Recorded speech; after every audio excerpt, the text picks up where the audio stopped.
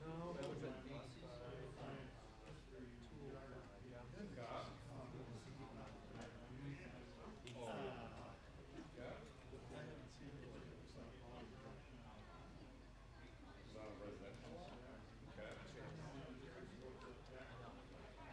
There was something weird with it. It was like that Saturday shot. Again, some cool thing with tail sound.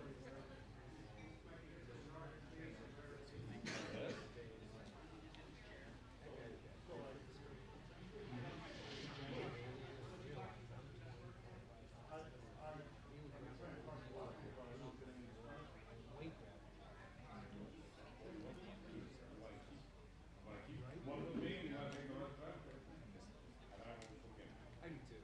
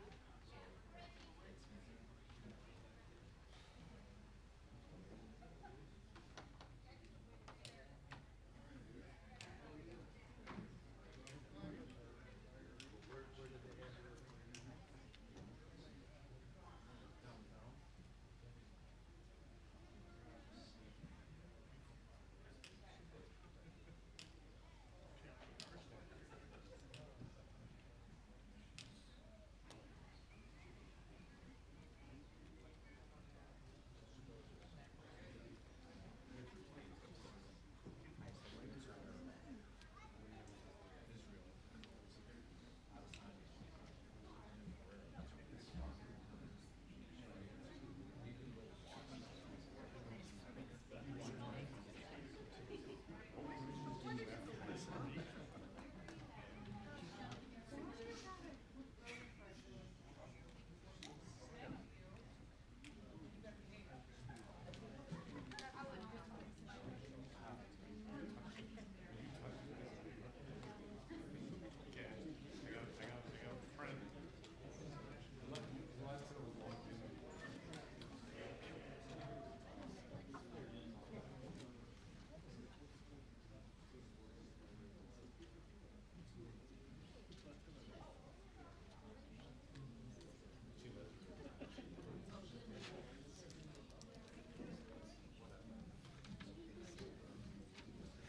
Yeah, you guys could find seats wherever you want. If you want to stand by the wall and sit down here. You can if you want. You're not it's not like it's under that.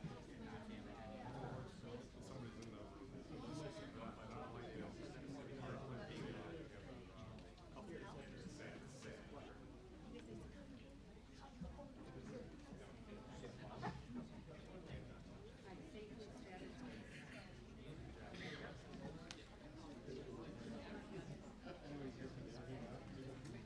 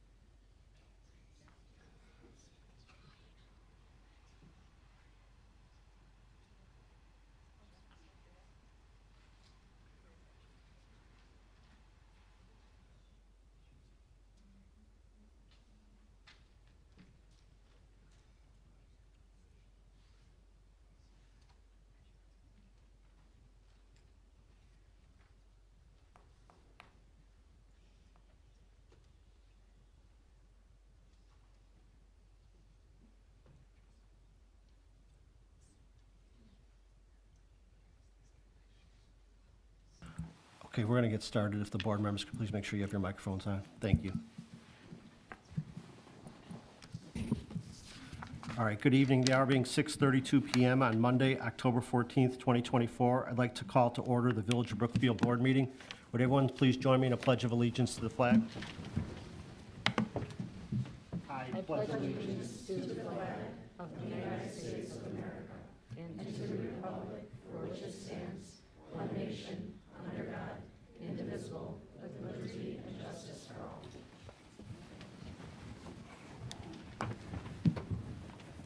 Thank you. Bridget, can we have a roll call, please? Trustee Ketchmark? Here. Trustee Cote? Here. Trustee Hendricks? Here. Trustee Niramatsu? Here. Trustee Gahuli? Here. Trustee Kaluzny? Here. And President Garvey. Here. Thank you, Bridget. Okay, we have a couple of items under appointments and presentations. The first two items, it's been a great summer of softball and baseball in Brookfield. Previous board meetings, we honored some teams that won district titles, and tonight we have two more teams that basically, it's basically the same level. The first group that we would like to honor is the 2024 Hot Shots Tournament champions. And those of you that are not familiar with the Hot Shots tournament is this the third or fourth one? Third one. It's basically the Overholt tournament for girls. They started a tournament to teams within the district, the in-house regular season teams that won their league titles in district.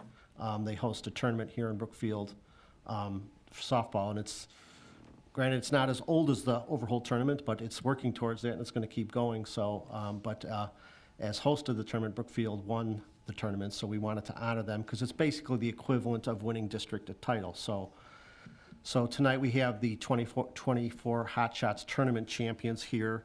I know some of the young ladies couldn't make it tonight. I know it's kind of school time and people are in school, but we do want to honor the ones that are here and the coaches. So Trustee Gahuli is going to help me. I'm going to come down, and what I'd like you to do, the girls that are here, I'll call your name up.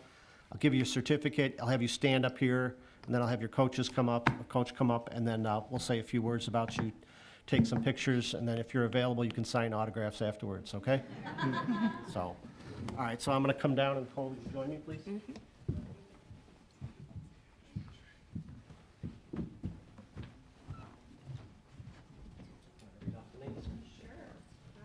Start with Josie Stremski. Okay. Layla Chavez. They're all doing homework, so it's okay. Maria Melendez.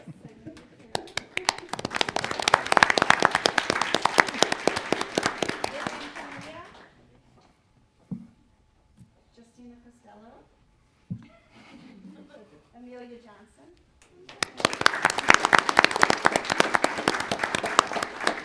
Lorenzi Percicio. Brooke Sommerfeld. Mia Moravec. Brooklyn Depke. Nora Graham. Edward Pawinia. Coach Pawinia. Coach Stacy Strumsky. Coach Michael Graham. And last but definitely not least, Coach Mike Melendez. You all recognize Mike's been here a few times. Mike's like a pro at this. It's the girls' district teams and stuff like this. But thank you for coming out tonight. We just wanted to honor you publicly for a great season and doing Brookfield proud. As I said, it's been a great summer for us, and it just does my heart good to see how well Brookfield softball's doing and back in I guess like home field and everything. So we're very happy to look forward to having you back when you do other things as you go on to high school and the other things. So, Coach, did you want to say anything about the team? Yeah, I just want, to let them know how much I appreciate all their efforts. It's a culmination of months of work, a lot of long nights. Oftentimes, our games kind of look like this. We'd be, warming up with just a small group of girls coming in. We had a very small roster just to begin with. We only had 10 to 11 girls. Oftentimes played with 8 or 9. We made do. We were lean, but we were mean, and we were very effective. I know a lot of it goes in credit to the girls for putting in the hard work and doing what was necessary to succeed. So enjoyed coaching them. One of our coaches actually is an adjuster for an insurance company. So he's been busy the last couple of weeks insuring downtown in the southeast. So he couldn't be here. But yeah, I appreciate the recognition. I appreciate all the support that the village has provided, softball specifically, but just also generally Brookfield Little League. So We look forward to years of successful teams in many Keep going. fields. We'll have you back every time. You want to take one picture? You want to take a picture with everyone? I mean, Anybody want one? family members want to take pictures or? You got somebody, any parents, come on all the way up to take pictures. We got them, they're a captive audience.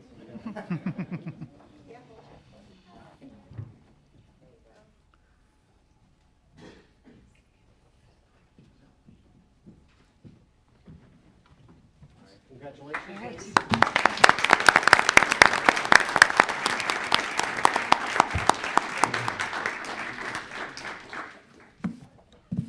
And you can sign autographs afterwards.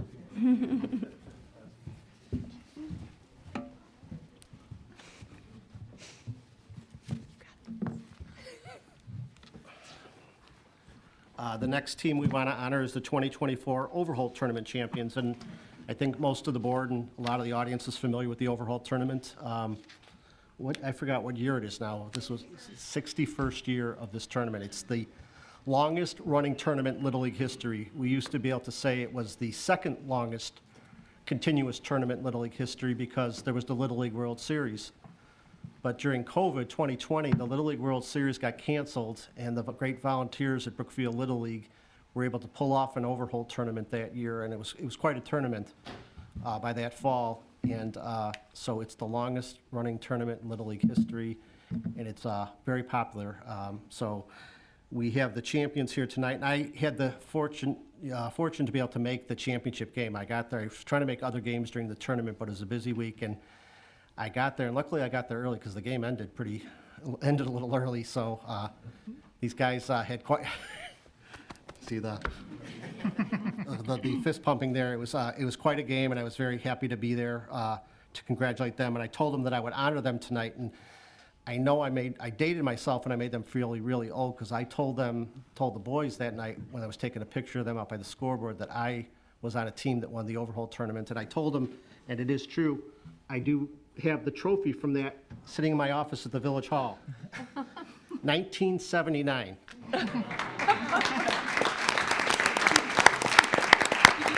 Please don't do the math, but we got trophies back in 1979.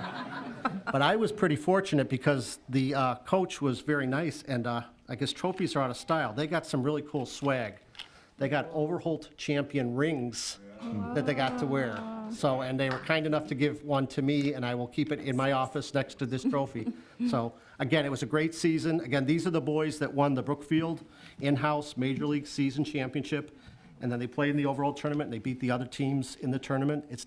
Tournament is not as many teams as it used to be, but it's some really good teams. There's LaGrange and Western Springs and Riverside, and it's always great to see Brookfield come out on top. So, congratulations. This is a summer you guys will remember forever. Hope to have you back as you move on to other leagues and other high schools and things like this. I saw some really good ball out there, so congratulations. So same thing, Trustee Cote is going to help me hand out certificates. So as I call you up, if you can come up and stand up here, and then I'll have your coach come up also. No. What you read? 80. If you do the math, you'll know that President Garvey's older than me. Someone else? You did. Kevin Patel.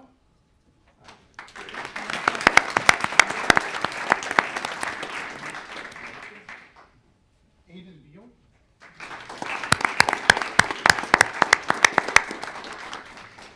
Andrew Santos. Arturo Mason Ragosa.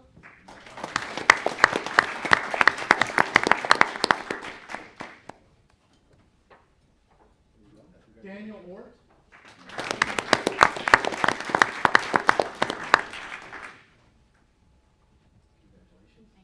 Jackson Holmes.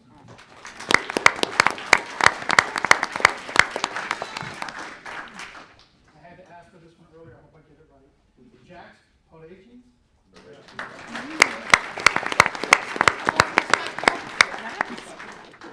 Respectable. Josiah Holmes.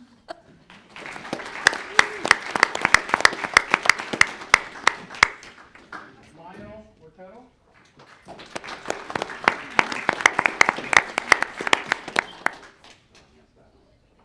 Michael Delgado.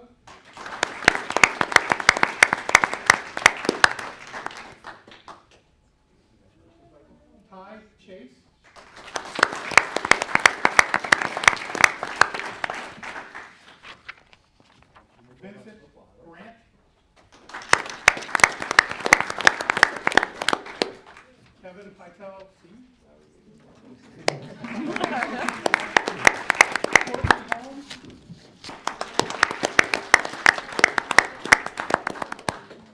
Chase, Podages.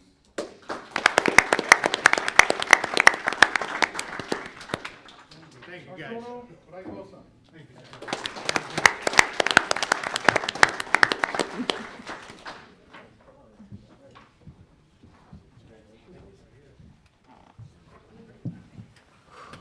I offered Coach a chance to say something about you guys, but he said he's talked to you enough already. Has he talked a lot? I'll say one thing. I'll say, first off, congratulations, you guys did great. This is what happens when you work hard, you show up as requested, you work together as a team. You always do that, you always get ahead. Good job, really proud of you guys.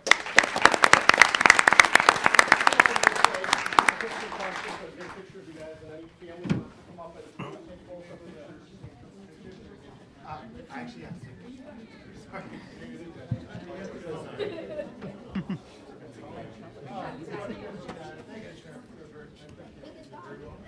right, guys, you're probably used to this, but just look at the cameras and just keep shifting your eyes back and forth and all that.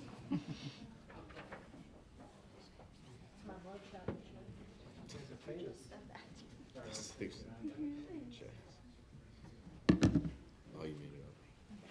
Cora wanted to come. Seriously. I know, right? Thank you, everybody. Congratulations.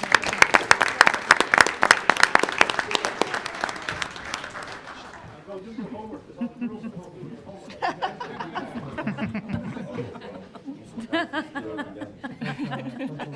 Just to check.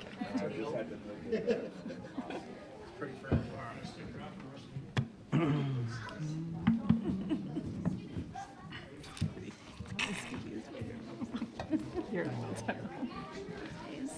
Should I wear this around my neck? Yeah, you don't really hear those in here usually. A little bit of bling. Guys, I'm going to wear my championship ring for the rest of the meeting, okay? I'm too old, I don't know any terms.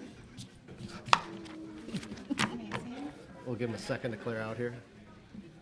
You're styling.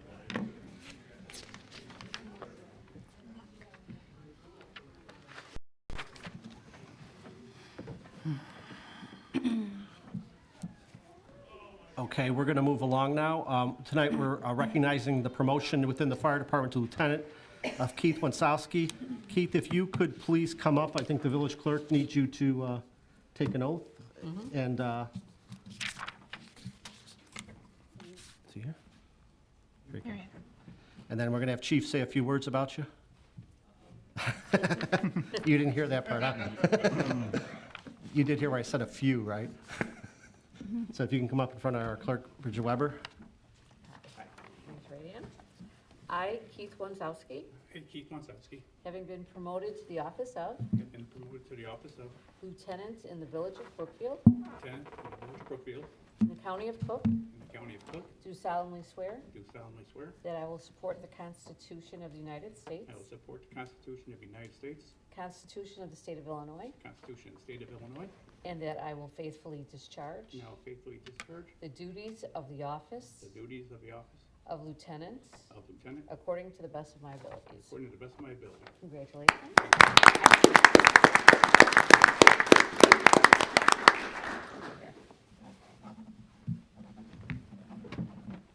Thank you. Congratulations, Lieutenant. Sir, Congratulations. congratulations.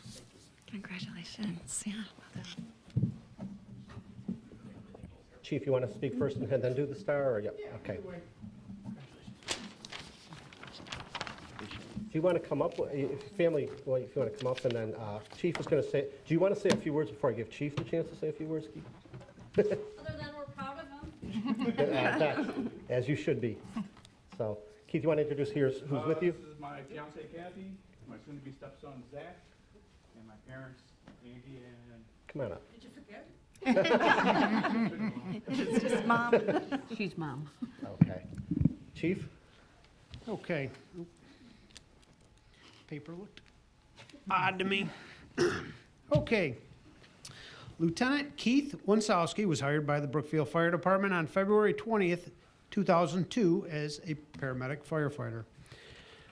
He has an impressive resume when it comes to training, as he is trained in the following Office of the State Fire Marshal certifications, including Advanced Technician Firefighter, Paramedic, Fire Apparatus Engineer, Hazmat Tech A, Technician B, Hazmat Incident Command, Rope Operations, Watercraft Technician, Swiftwater Technician, Vehicle Machinery Operations, Fire Officer 2, and Instructor 2, as well as several other certifications. He's also one of our primary certified fire investigators on our Brookfield department. In 2017, Lieutenant Wansowski, along with several members of the Brookfield Fire Department, were recognized with a Firefighter Excellence Award from the Illinois State Fire Marshal for their actions they took while fighting a house fire on February 10th, 2016. Keith has also been recognized as Firefighter of the Year through the Brookfield LaGrange Park Lions Club and has also received commendations from Loyola Hospital, as well as numerous thank yous from residents throughout his career. Along with his regular company officer responsibilities, some of his duties will include, whether you know it or not yet, now you're going to know, SCBA inventory and maintenance, water rescue ops, this is the one, possibly assist the training officer with some of his duties, and CPR training, as Keith has already trained literally hundreds of people throughout his, in CPR throughout his career. Keith is very knowledgeable in the fire service and shares his knowledge and experience with junior firefighters and is becoming one of the best leaders of the department, as evident by his promotion this evening. The Village of Brookfield and the Brookfield Fire Department congratulate you for your continued hard work and dedication that has earned you this well-deserved promotion. Congratulations, Lieutenant Wansowski.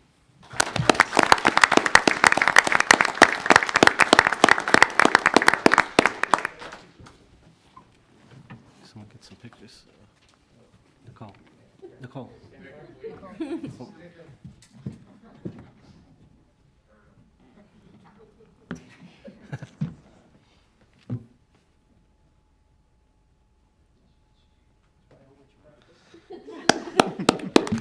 You want to take a picture maybe, Chief, with him and his family? If anyone wants to come up and take a picture, you guys can, I'll get a picture together with Chief and stuff. And if there's, and I wanted to thank, I know there's members of the Brookfield Fire Department, both present here today. Thank you for coming out.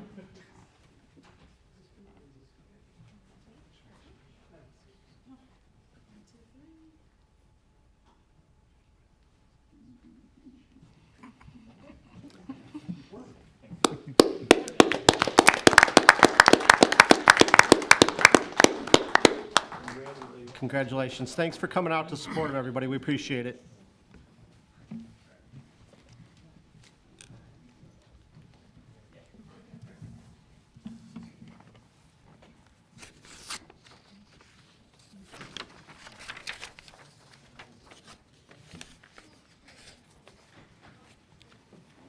Okay, we have one more item under appointments and presentations. We have a presentation tonight from the Progress Center for Independent Living.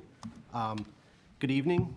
Hi, everybody. Thank you for coming out Can I tonight. take this out? Is it okay? Okay. Yes. All right.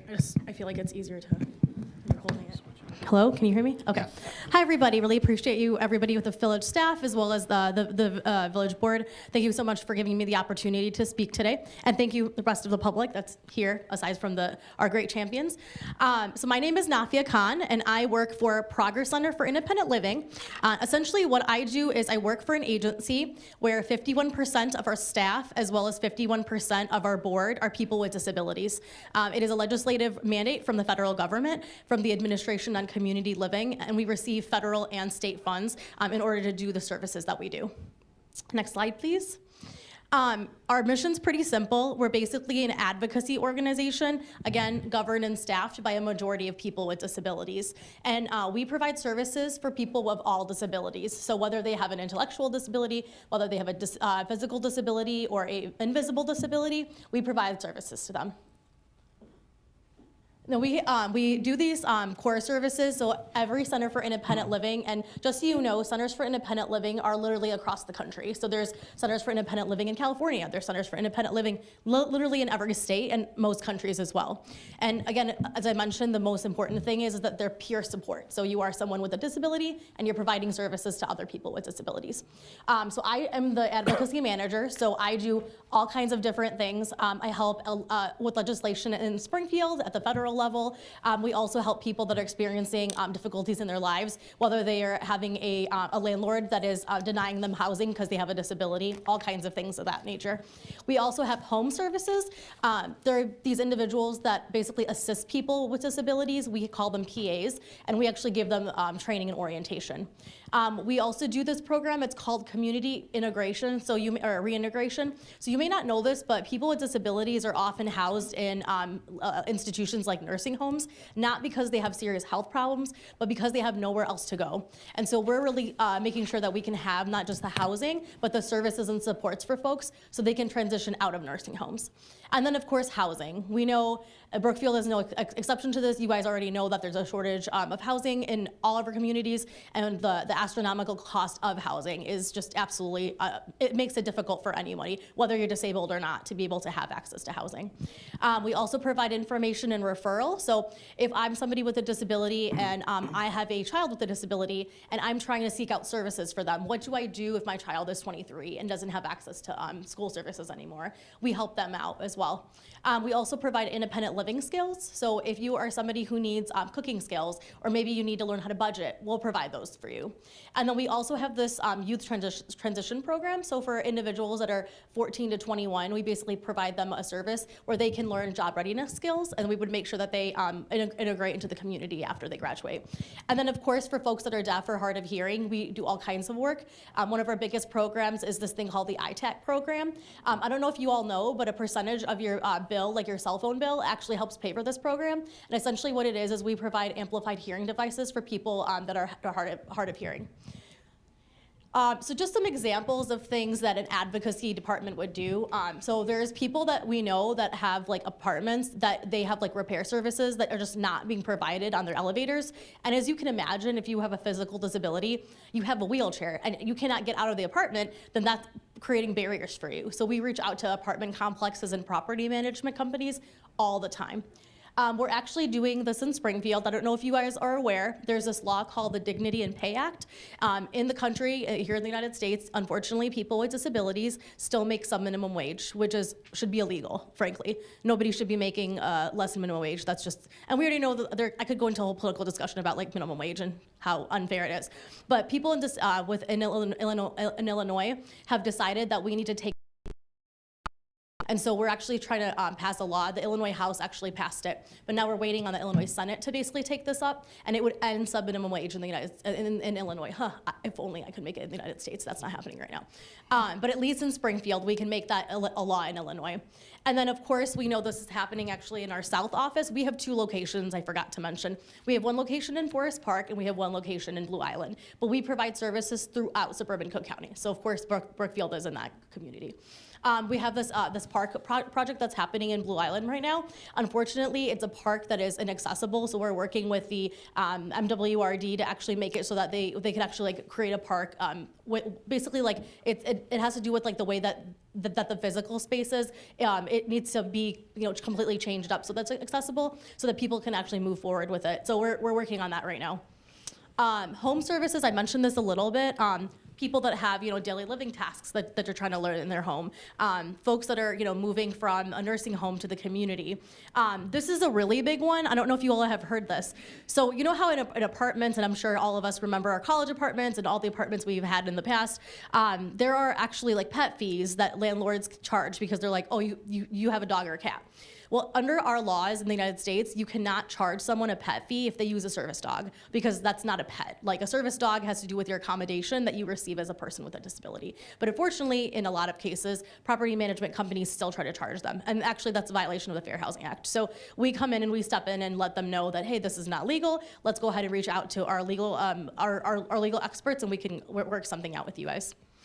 I already talked a little bit, next slide, I already talked a little bit about this already, but information and referral is really just inquiring about different services that exist in the community. I won't spend too much time on that because it's pretty self-explanatory. Next slide. And I did, the next slide should be independent living skills. There we go. I think I already mentioned this, like budgeting is one skill that a lot of people ask for. Job readiness, we actually just, I don't know if you all know, but October, sorry, I talk really fast. I'm gonna try to slow down now. From Chicago, you know, it's a bad habit, it happens. Job readiness skills. So October is actually National Disability Employment Awareness Month. So October is, out of every single month of the year, we always focus on employment for people with disabilities. The unemployment rate for people with disabilities is almost 3 times higher than that of someone that's non-disabled. So frankly, it's really incredibly important to talk about work readiness and workforce readiness. And so this month, our staff has actually been focusing on providing resume writing and providing, you know, how do you dress for success? Workshops that are like giving actual tangible skills for people so that we can work on them to be able to get a job in the community. So we're really, really big on tangible. We don't want to just say, oh, we're gonna give you pie in the sky magical, you know, powers to be able to defeat ableism. That's not unfortunately gonna happen tomorrow. We would love to get rid of all the isms and phobias one day, but while we're doing that, we have to provide those tangible skills. So this is why independent living skills are so important, because people with disabilities need to be able to get jobs. They need to be able to keep jobs. They need to be able to support their families. And unfortunately, that's just like not happening right now for anybody, really.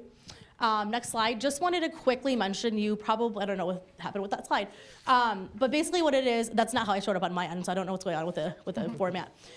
So something that's happening, and I mentioned this already, that we have this youth transition program. It's called Fast Track. So essentially the goal is for like people that are 14 to 21, so basically like high school to like early, you know, college essentially, to provide them with tangible job readiness skills. And that includes things like communication and interpersonal skills.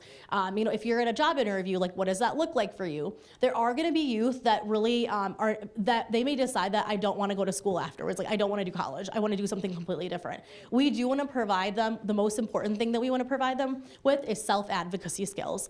In the United States, it is the law, right? Like for instance, if I'm a deaf person and I'm a citizen of Brookfield, I have the right to ask you as the village clerk, hey, can you make sure that there's an ASL interpreter available today for me? Because I cannot understand any of this meeting if I don't have an interpreter. Same thing.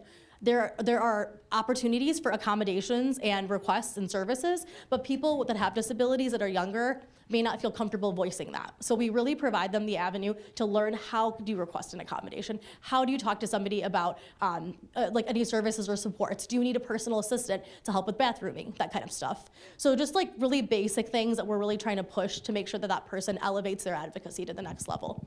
And I'm gonna kind of wind this in just a little bit with some tangible government related accessibility things. So as far as our last service area, I may have mentioned this already, there's the ITAC program. ITAC, literally what it is a percentage of all of our cell phone bills is basically like, it's literally like pennies, but think about how many people have cell phones. They're literally pennies that are given in this pot of money in our state. Essentially what it is that we are paying for amplified phones and amplified receivers. So if you are hard of hearing, deaf, or you have certain like needs and supports as far as like your hearing, you actually can get phones that are a lot higher in volume and a lot like basically like when you talk into them, they're just a lot clearer in sound. And so we basically like provide these for free. You can even receive ones that are connected to an app, like an iPad, and these are all free, by the way. Like nobody has to worry about paying for these. These are all completely free. But these are really important because again, there's such a, you know, think about our parents. Think about anybody of us. There, 1 in 4 people in this country have a disability. There are people in this room that have disabilities. They may be visible, they may be invisible.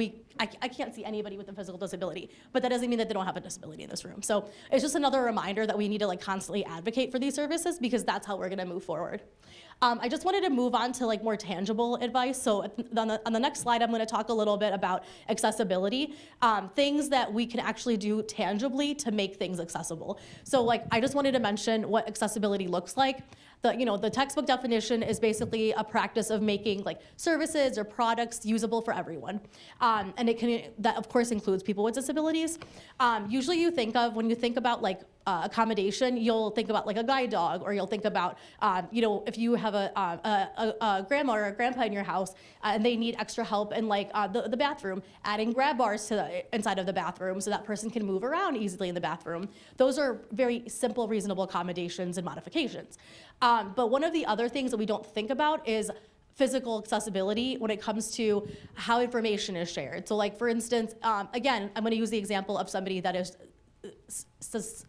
blind or hard of hearing. If I can't see like what someone is wearing, I may not be privy to like what's happening in my environment, because there's all this happening, there's all the sensory experiences that are happening in the room, but because I have a disability that basically cuts me off from that, I don't have the full experience. And if I'm somebody that's hard of hearing or deaf, and I don't have access to an interpreter or like a captioning, it puts me at a disadvantage. So I just wanted to kind of bring that up as just a point to say, whatever experience we're experiencing, you have to keep your, like, think about people that are different than you, and they don't have the same experiences. Something simple like the color of trustee, I cannot say your name, is it Cote.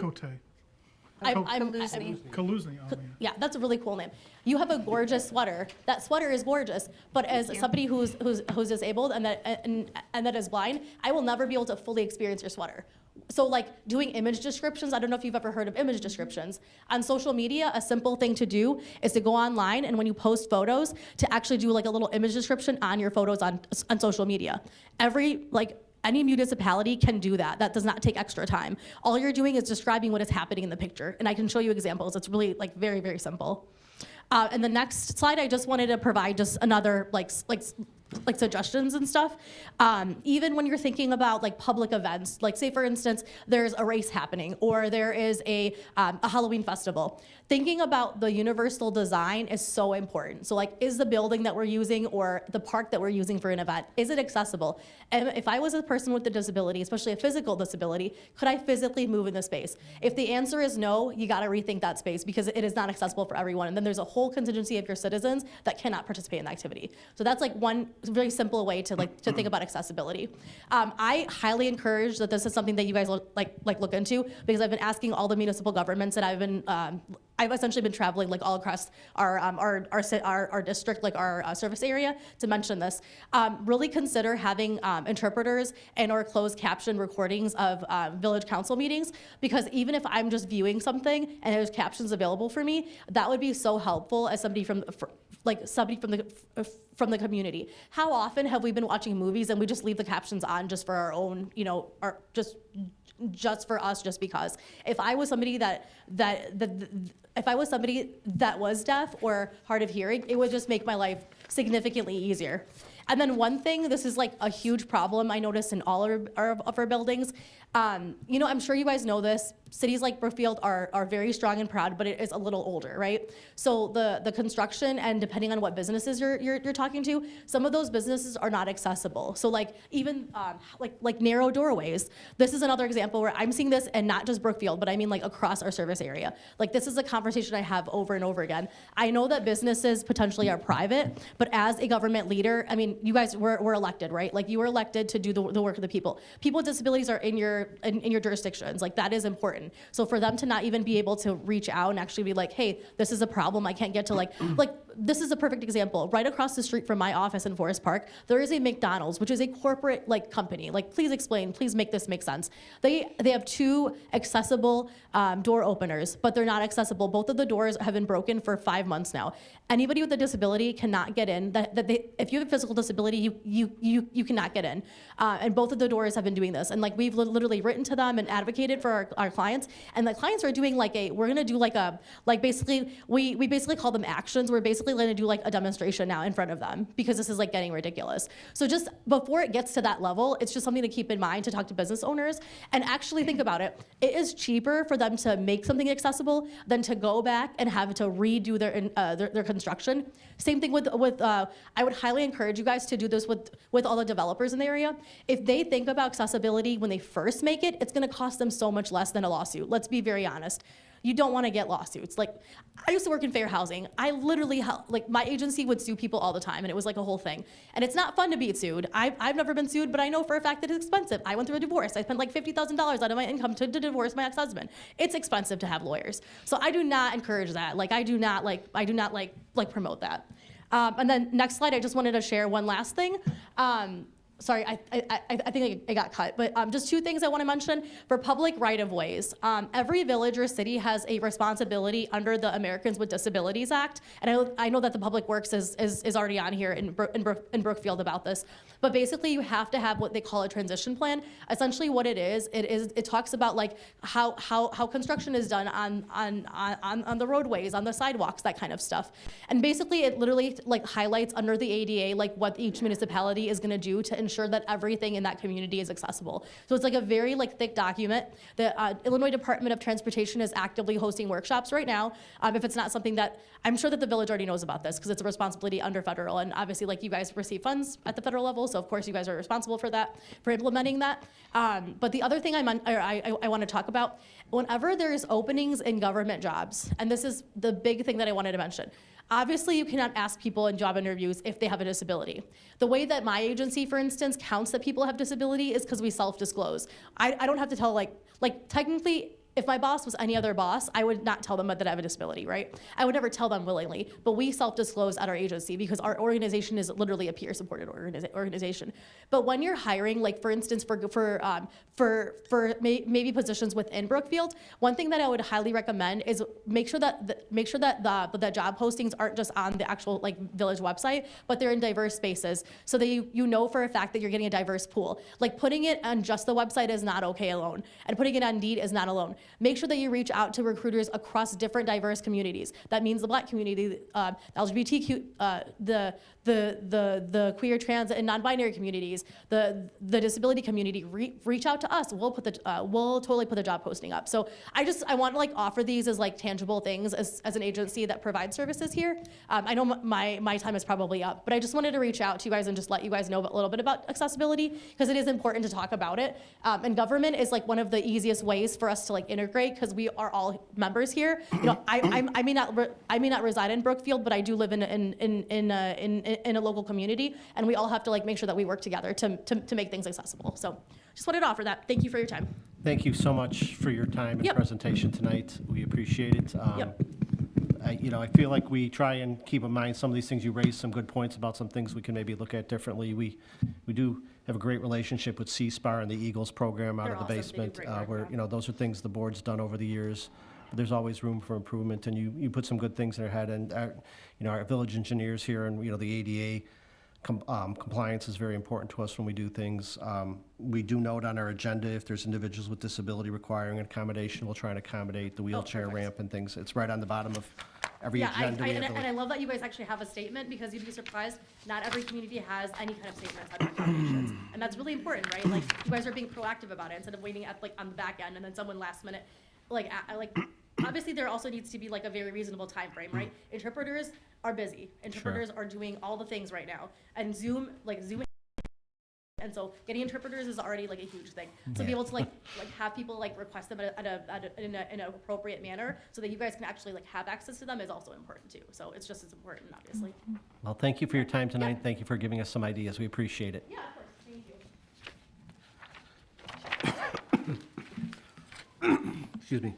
That ends the items we have in our appointment presentations. This time, I'll open up the meeting to public comment. Any member of the audience who wishes to address the village board may do so at this time. Is there anyone on this side that would like to say anything? Yes, Mr. Case?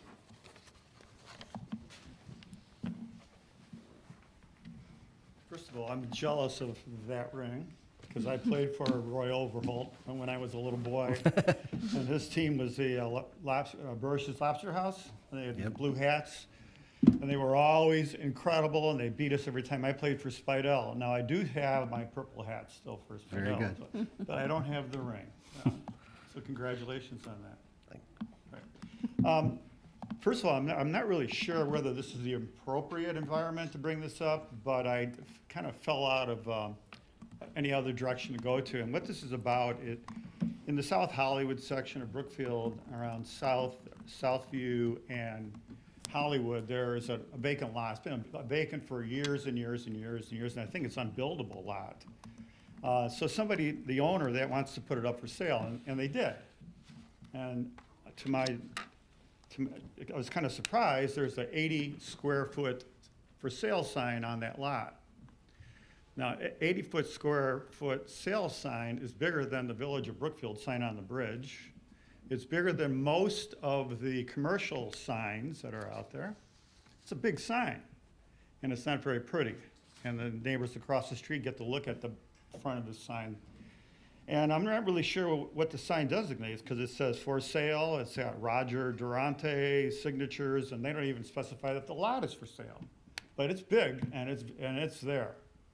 So again, I didn't know whether or not this was the proper venue to bring this up.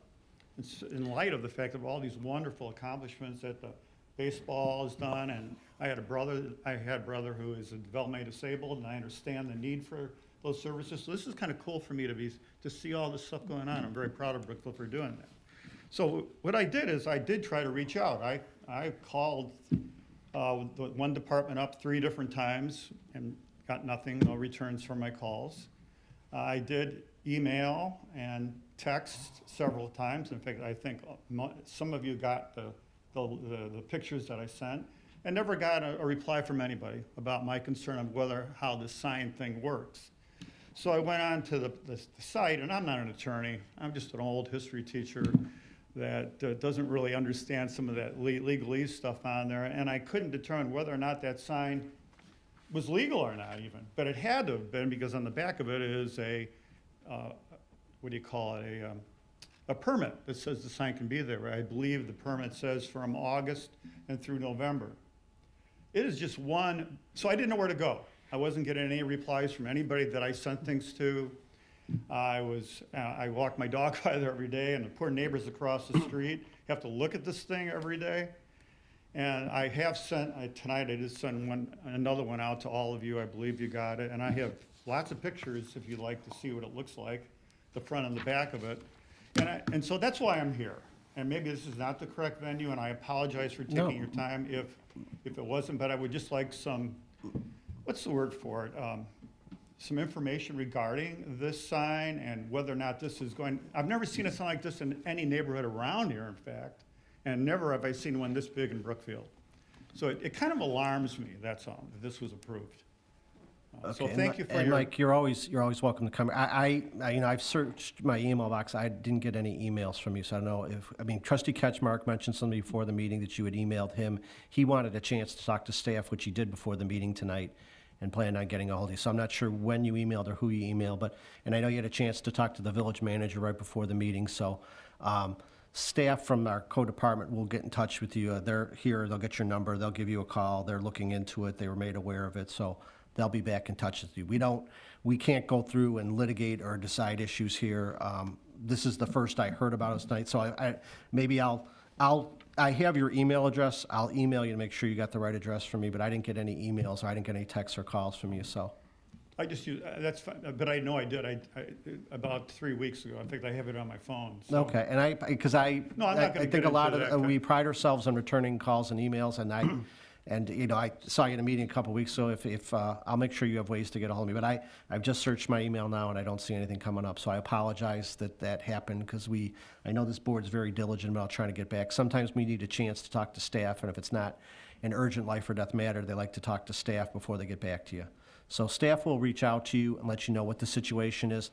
I'm not familiar with what our regulations are, what's permitted, what's not permitted, what we could do about it. So we'll get you at least an answer. It might not be the answer you like or we like, but we'll at least get you an answer, okay? That's fair.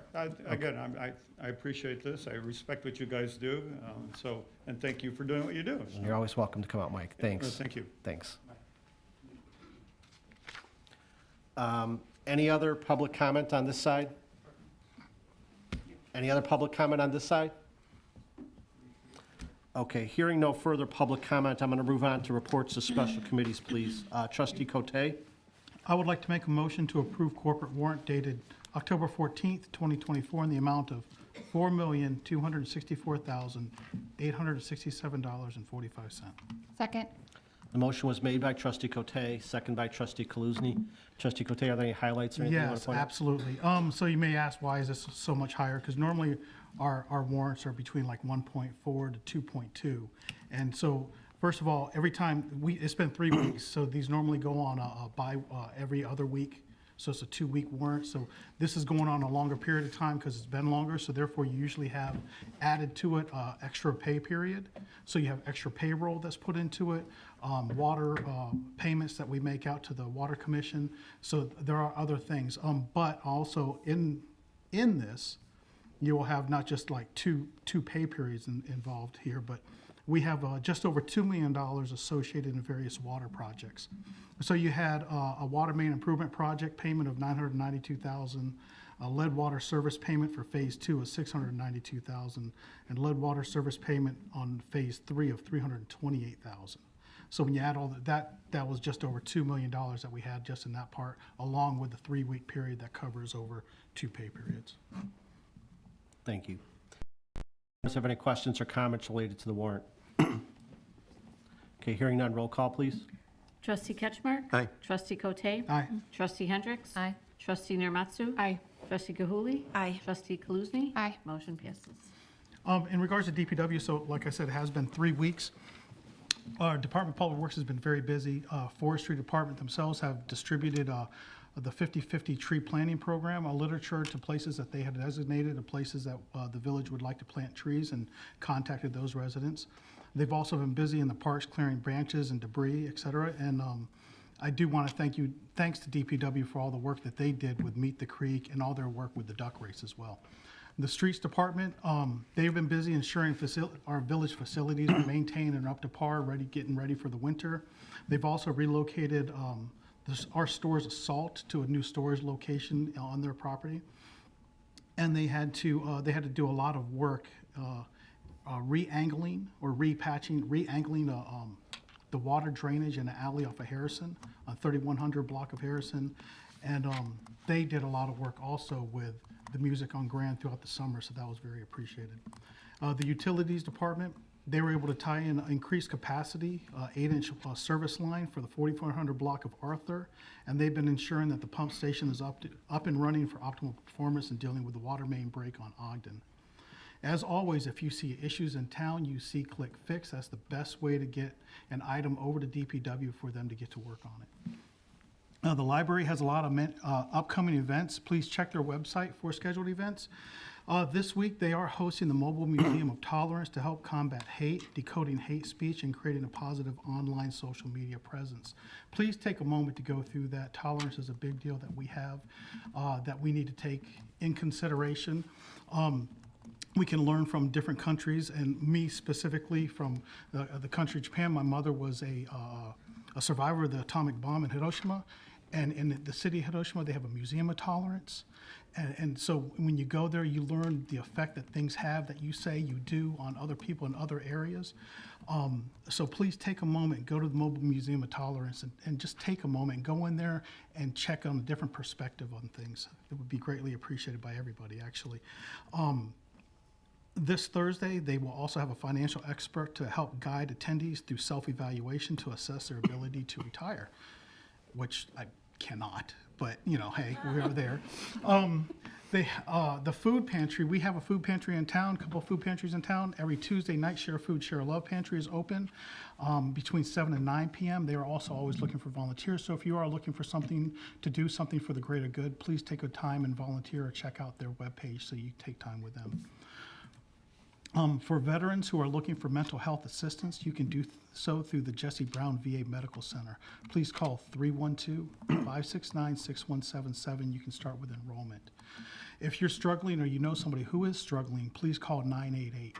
If you're a veteran, please call 988 option 1. We are dealing right now with 22 veterans a day who are taking their life, and we would like to put a stop to that as much as possible. The VA has a national coaching into care program as well, with licensed psychologists and social workers willing to talk to you by phone. We have these items up on our website, in the village website under the community section.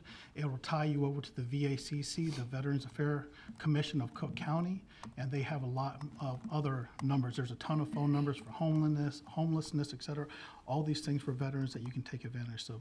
So please take a moment, check that page out. If you don't have access to a computer to look at that, the library here in Brookfield, they do loan out computers, so you can go there, check out a computer, and you can go to these websites and they can help you with it.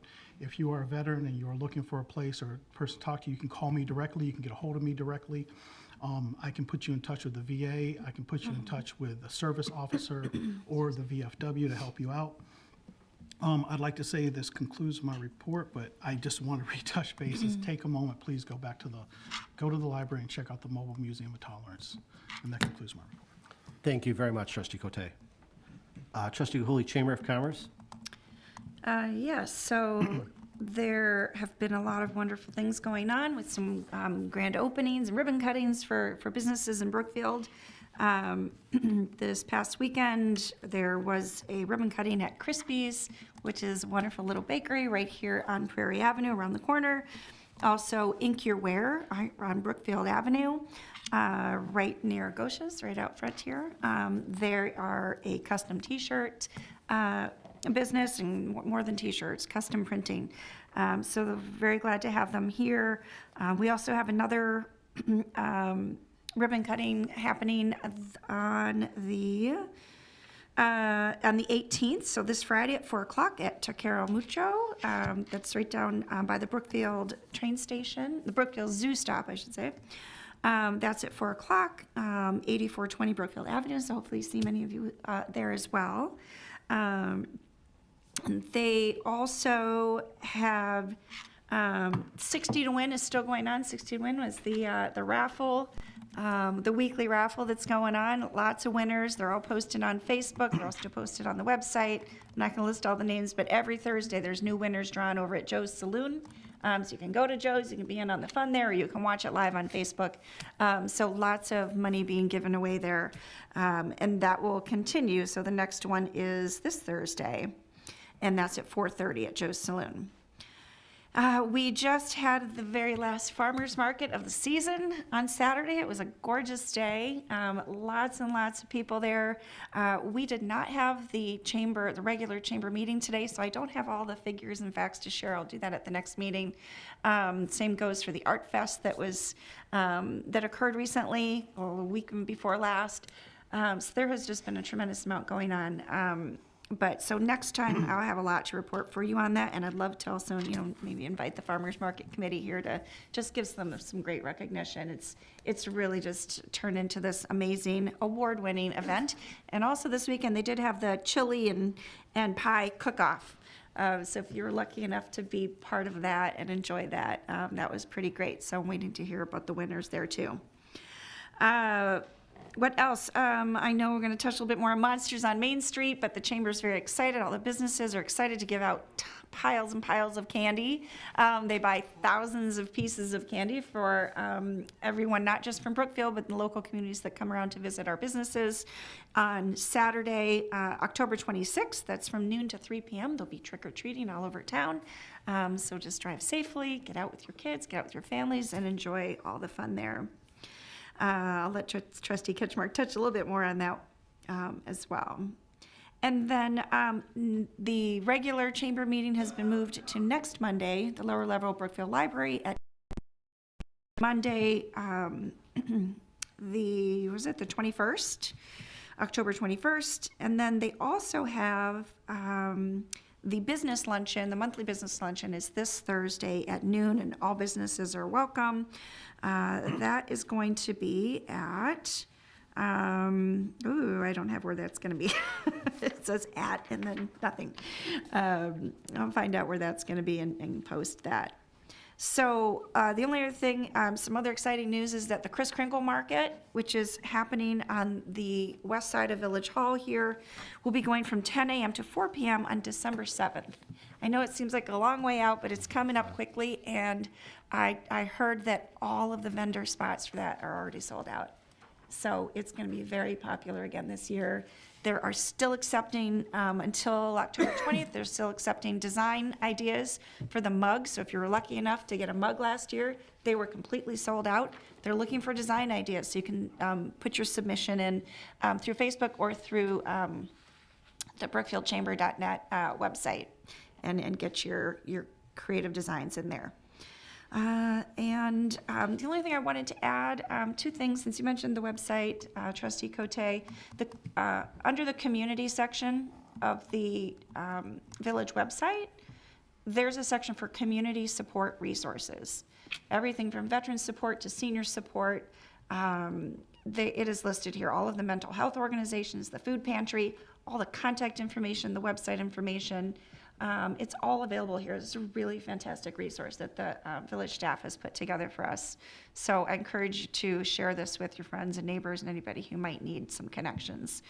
And finally, I want to give a shout out for the Aging Well team. The Aging Well team has been putting on some great events. They did a fantastic one with our first responders. So thanks to our to Chief Caravilla and Captain Baldwin from the or is it Battalion Chief now? Sorry, Battalion Chief Baldwin, did an amazing presentation for the seniors over at Cantata. And it was a full room, really wonderful event with lots of great safety information and giveaways. Their next event, though, is called Unlocking the True Power of Your Smartphone. This is on Monday, October 28th from 11:30 to 1:30. It is, there will be free pizza that goes along with this. And this is at the lower level of the Brookfield Library, Linda Sokol Francis Brookfield Library. So presentation begins at 11:30, pizza served at 12:15. There is an RSVP on here. There's a flyer on Facebook that's on the website. It's gone out in several emails. If you have any questions, you can find me after, or you can RSVP to Hitzman Funeral, info@hitzmanfuneral.com. They are a very active chamber member and running this the RSVPs for this event. So we hope that all the seniors in town and in our area will choose to attend. And that ends my report. Thank you very much, Trustee Gahuli. And I think that's a great idea. If you can set it up with staff, if the Chamber of Commerce, if the Farmers Market Committee would like to come, make a presentation, a review, and tease next year, and it'll be a chance for us to publicly thank them. I mean, it's been a great summer, and I teased everyone. I said, what are you going to do next Saturday morning? They all said sleep, because since May or June, every Saturday morning till now, they've been getting up really early in the morning, and I know CP Hall is one of them, is going to sleep in this Saturday morning, hopefully. But it's been a great summer with the farmers market, so thank you to them. Trustee Hendricks, anything on planning and zoning? PZC met on the 26th of September. They heard one case with our interim planner, and we will be hearing from them about that case in tonight's Committee of Whole. Thank you. Trustee Ketchmark, Administration, Economic Development. The Economic Development Commission meets this Wednesday at 8:15 in the morning. Topics will include continued discussion on the retail incubator program. They've had several meetings on that. I would expect this to be coming to the board for our next meeting for discussion on that. They will also be discussing guidelines for development for the theater building. I will report back after that meeting. As Trustee Gahuli was mentioning, this week from Saturday is the 25th annual Monsters on Main Street Trick or Treat program in the Grand Prairie and Broadway business districts. Trick-or-treating in the stores, and it culminates with a costume contest and pumpkin giveaway and taffy apple giveaway at the Grossdale Station. The crowds seem to build every year. I was talking to the reporter for the Landmark about the event, and we talked about the first year where I think we had about 150 people out there. And the in-store count typically is about 1,000 children in the store. So when you add their parents onto it, we have 2,000 to 3,000 people come out for the event. We always scheduled on a beautiful day. The weather's been good with us so far, so we will hope for that. There will be a tremendous amount of traffic if you're trying to get around town between 12 and 3. Especially coming over the tracks. You come over the tracks, it's a wall of people there, so just allow for extra time moving around. Once again, this is sponsored by the Brookfield Historical Society and the Chamber of Commerce in conjunction with the Village of Brookfield. Numerous other donors are part of that, and I will list all those at our next meeting. Thank you. Thank you, Trustee Ketchmark. Trustee Naramatsu, Parks and Recreation. Yes, thank you. I'll start with the Community Center Feasibility Study Open House that is happening on October 23rd here at Village Hall from 6 to 7:30. It'll start with a presentation by Williams Architects, and there will be an open house afterwards. So come and share your feedback, and they'll share some information about what they've learned so far. I also, Trustee Cote reminded me that we haven't had a meeting since the duck race, so I want to report out on the duck race. It was a great success. We had over 3,100 ducks sold, I believe, and raised over $15,000. And I just want to thank everybody who was involved with that, DPW, Parks and Rec, Brookfield Women's Club for all their help. So that money directly benefits the Brookfield Parks and Rec Foundation to help make Parks and Rec programming accessible for families who need financial assistance to participate in them. While I'm talking about Brookfield Women's Club, I just wanted to quickly mention that they're having their 3rd annual Young Entrepreneurs Market on November 10th at SC Gross, just while we're talking about Kris Kringle Market and all the other opportunities to shop in Brookfield. And I just wanted to kind of thank the Parks and Rec Department for a really full summer season with Music on Grand and concerts and everything. It was a great, I think every year it gets bigger and bigger. So thank you all for all your help in that, and just wanted to everyone not to forget about some of the other recreational opportunities for youth and adults this fall and winter. So just get on the website for all that information. The next meeting of the Parks and Rec Commission is tomorrow at 6:30 here at Village Hall. And that ends my report. Thank you, Trustee Naramatsu. Trustee Kaluzny, Conservation and Beautification. Yes, the Conservation Commission met, but did not unfortunately have quite a quorum last time, but they had some good ideas about what to do next at their next meeting, which will be October 22nd here in Village Hall. But did wanted to report that they did get invited to present the Conservation Commission about the Brookfield Sustainability Plan process. And so they're invited by the Metropolitan Mayor's Caucus Environment Committee. They'll be presenting our sustainability plan at their monthly meeting tomorrow morning at 9:30 a.m. And pretty excited. They're pretty excited to share kind of the process that we went through and what our next steps are. And as I mentioned, our next meeting is October 22nd. The Beautification Commission, I wanted to thank Public Works for removing the summer flowers from Grand Boulevard, and then the Beautification Commission for going out and planting some beautiful fall flowers this past weekend. Especially thank you to Steve and Sue, who we had a really good time putting those in. And wanted to share that the Beautification Commission's fall competition for the spookiest and fall festiest houses is still open through October 20th. So submit your cool decorations by photo through the link on the Village website or on Facebook. Their next meeting is November 5th at 6:30 p.m. in the lower level of Village Hall. Thank you, and that ends my report. Thank you, Trustee Kaluzny.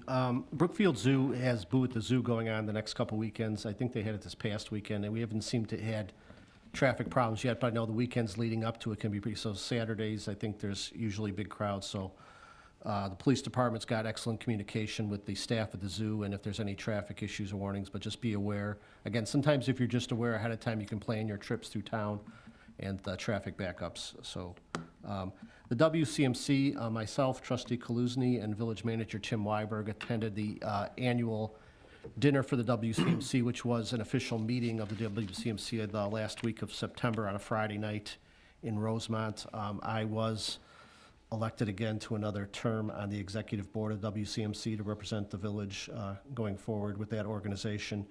We feel it's very beneficial to be a part of that organization, to be everything with legislative issues to funding issues. So I was very honored to be elected again to the WCMC board. So, and thank you to Tim and Katie for joining us that evening in Rosemont. So that ends the reports of special committees at this point in time. I'd entertain a motion to pass the omnibus agenda. So moved. Second. The motion was made by Trustee Ketchmark, second by Trustee Naramatsu. Roll call, please. Trustee Ketchmark? Aye. Trustee Cote? Aye. Trustee Hendricks? Aye. Trustee Niramatsu? Aye. Trustee Gahuli? Aye. Trustee Kaluzny? Aye. Motion passes. Thank you. We're going to move on to the items we have under regular business now. The first item, I'd entertain a motion to pass a resolution to award a contract for catch basin cleaning to National Power Rotting Corporation in the amount of $45,000. So moved. Second. The motion was made by trustee Cote, second by trustee Kaluzny. This is an annual program that we do, cleaning out the catch basins. Any questions or comments from the board? Okay, hearing none, roll call, please. Trustee Ketchmark? Aye. Trustee Cote? Aye. Trustee Hendricks? Aye. Trustee Narmatsu? Aye. Trustee Gahuli? Aye. Trustee Kaluzny? Aye. Motion passes. Thank you. The next item, I'd entertain a motion to pass a resolution authorizing the execution of a professional design engineering service agreement with Edwin Hancock Engineering for the 2025 lead water service replacement project in the amount of $185,400. So moved. Second. The motion was made by trustee Kaluzny, seconded by trustee Cote. Questions or comments on this? I just wanted to acknowledge that, we are moving, it's been a very dusty summer between the lead service replacements and the street improvement projects and water main projects, but even the night of the WCMC, myself and the other people that attended, just one of the questions we got is, how are you guys doing so much in Brookfield, and how are you so far ahead on the lead water service?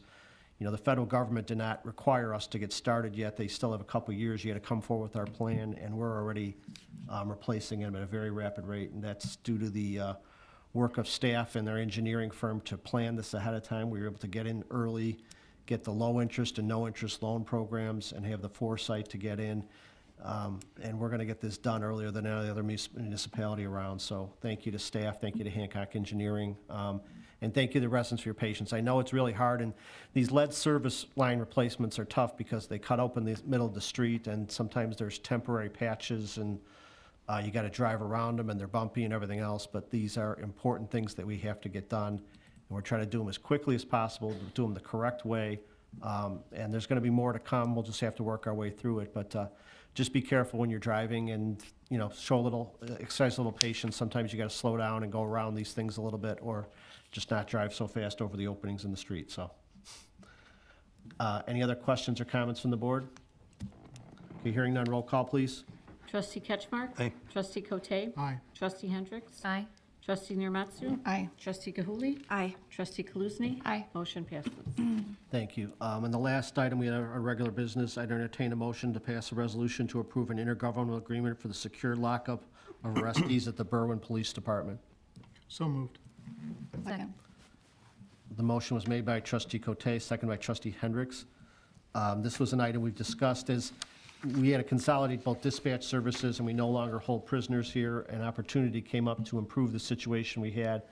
We had been working with North Riverside and through our WC3 consolidation, but an opportunity came up with Berwyn that will save staff time, save money, be more productive and safe. So Chief brought this forward and asking for approval tonight. Questions or comments from the board? Hearing none, roll call, please. Trustee Ketchmark? Aye. Trustee Cote? Aye. Trustee Hendricks? Aye. Trustee Narmatsu? Aye. Trustee Gahuli? Aye. Trustee Kaluzny? Aye. Motion passes. Thank you. That ends the items we have under regular business. Tim, report. One item, President Garvey, thank you very much. I want to introduce the newest member of the village staff. She is our village's very first ever Business and Economic Development Coordinator. She's been with us now for a couple of weeks. She's going to present later at the Committee of the Whole, but her position is designed and intended to work to improve our outreach to business communities, to inform them of upcoming events, feedback, attract businesses to town, retain businesses in town, and to open up and ensure there's a positive dialogue between the village and the business community. So we welcome Deanne here. Yes, welcome, Dee. It's been a pleasure working with you already, and it was nice to see you out this weekend. And I'm not going to name names in terms of business, but one of the businesses was extremely complimentary. We've had a lot of ribbon cuttings and a lot, the board members I know try and make them, and a lot of us make it when we can. The chamber works with us. But hearing a business owner talk about how welcome they felt in Brookfield, that they were in a neighboring town for years and never had contact with an elected official or a staff member, And to see people coming out and the welcome they got on a Saturday was very nice. Dee was there, and in the past, Libby's been there, and other staff members show up at these things. So very proud to hear that. And, we know that weekend times are busy for everyone, but coming out and, carrying the coveted scissors that sometimes I forget to bring. We always got to have a scissors there, and staff always reminds me to have the scissors. So we appreciate you being out there. It really makes an impression on these businesses, and we welcome them. So thank you, and we look forward to working with the other things, and we look forward to your presentation a little bit later on tonight. So welcome. Okay, that ends the items we have on the village board agenda. So at 7:42 PM, I'd entertain a motion to adjourn the village board meeting. So moved. Second. The motion to adjourn was made by trustee Cote, second by trustee Kaluzny.